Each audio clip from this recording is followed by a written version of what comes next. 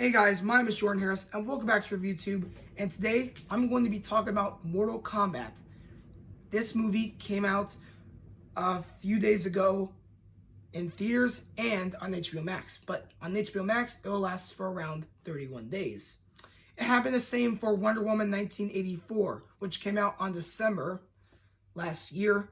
And Godzilla vs. Kong, that came out during March.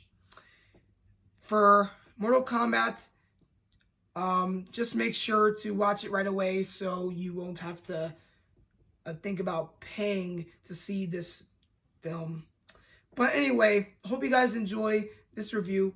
And this is a spoiler, so please do not watch this if you haven't seen the movie. So anyway, hope you guys enjoy this video as I talk about Mortal Kombat.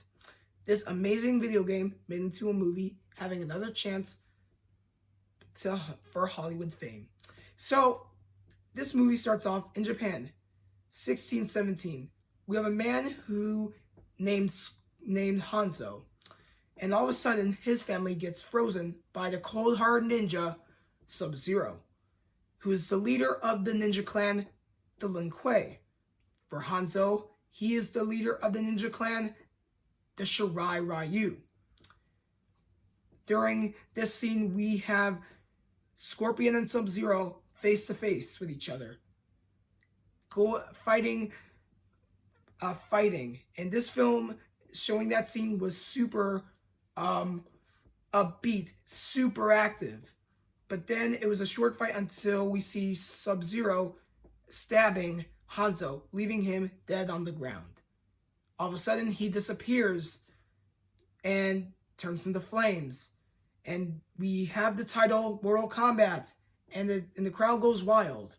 Then we go to Earth, and we find a mixed martial artist named Cole Young, who's actually in Hanzo's family tree. That means he has a little bit of the powers that his ancestor has had throughout the centuries. And yes, Hanzo is the Scorpion. He has the fire powers, which Cole Young starts having later on in the film.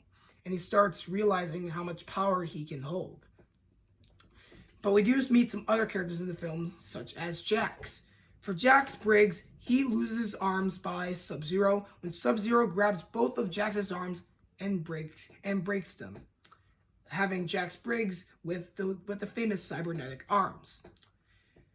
And we also meet the U.S. Army soldier who is a top-notch fighter, Sonya Blade.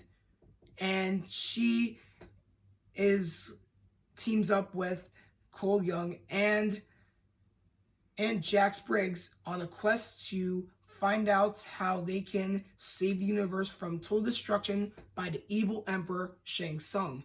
And for Sub-Zero, he works for Shang Tsung. And importantly, we just don't know who the real villain is. Was it Sub-Zero or Shang Tsung? But most of all, in my opinion, I believe it's Sub-Zero, since he had more screen time in this film. We also feature other enemies in this movie, such as Goro, Melina, and Cabal. And they all worked for the evil Shang Tsung.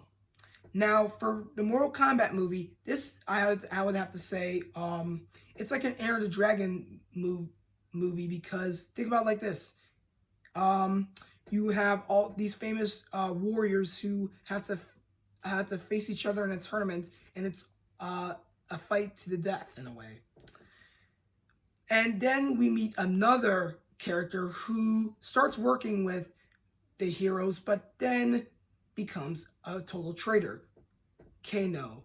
And yes, Kano, he is hilarious. He's one of the most recognizable Mortal Kombat characters who will always have the cheesy one-liners and also has the audience laughing their butts off in a way. With his funny with his Australian accent and his laser eye, people would have to depict him as one of the best Mortal Kombat characters in Mortal Kombat history, but totally he's a jerk. And we do see him as a jerk throughout the whole film, who pretty much talks a lot and thinks he's the best, but he's not actually the best.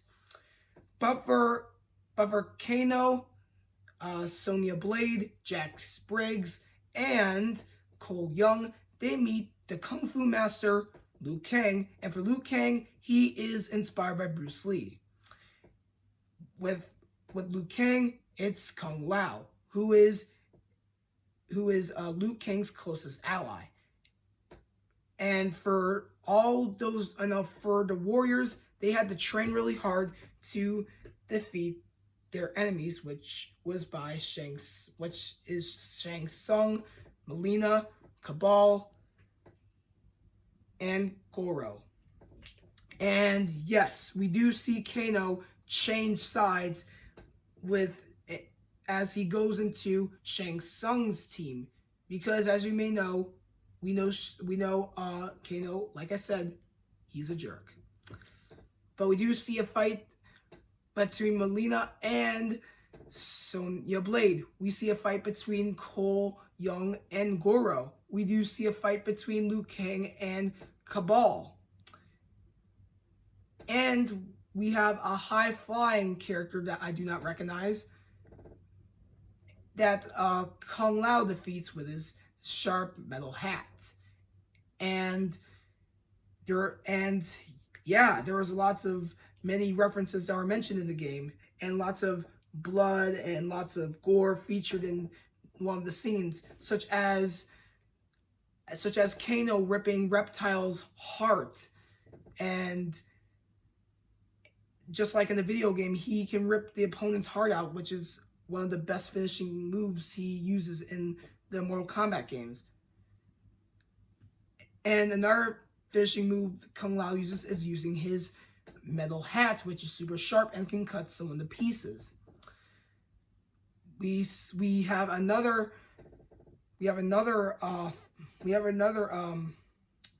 finishing move where Liu Kang uses his ancient fire dragon on Cabal, leaving him burnt to a crisp.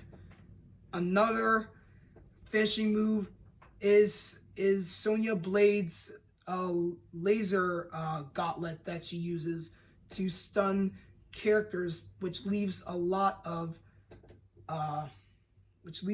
injury involved, because in one of the scenes we see her using her gauntlet, and as she shoots Mileena through her stomach. And for Sonya, she also fights Kano, who always tries to hook up with Sonya, but Sonya isn't into that stuff. For Kano, he uses laser eye, but for Sonya Blade, as tough as she is, she uses him as a sharp object and stabs Kano in the eye. And for Kano's arm, we see the dragon mark on his arm, but it fades away and then goes to Sonya's arm, leaving her with the mark.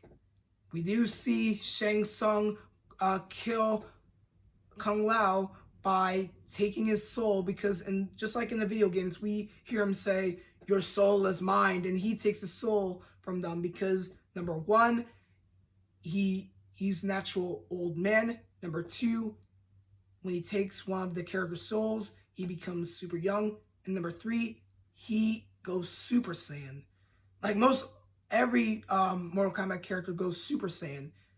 Like Cole Young, even though he's a new character that's introduced, we do see him go Super Saiyan when he has his one of his ancestors' powers to become a full-on warrior, which was, Scorpion's powers, killing a Goro.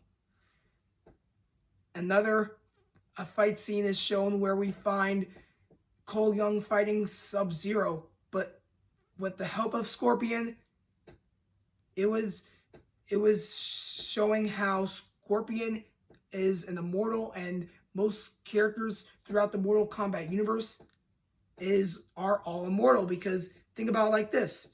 Most people get sawed, beat up, punched, shot, or hurt in any physical violent way in the game, but most of all, they keep still standing. So it's a funny way how they have the title Mortal Kombat, because most every character still stands on their feet if blood is all over their body, when they're all crippled or losing an eye or an arm and whatnot. So that's funny how they have the title Mortal Kombat with a K. But for the finishing move Scorpion uses is his famous skull face fire breathing finishing move, and that was a flawless victory, I have to say, which they say in the film. And with the help of Cole Young's ancestor, the power is in him, and it will always flow through him in his in the big Scorpion family tree, which might have other descendants take on the role as Scorpion, as they have the special Scorpion mantle involved. But then at the end of the film, we do see Cole Young trying to live his dream by going to Hollywood. And during that scene, we have a special teaser where we find a poster showing the name Johnny Cage, and there is a belt buckle that says Cage, referring to the martial arts action star Johnny Cage, who is inspired by the Belgian martial artist Jean-Claude Van Damme, known for doing the splits while punching someone in the bad place. That's Johnny Cage, and he might be featured in the sequel Mortal Kombat sequel, if they have a sequel for Mortal Kombat. But we'll figure that out.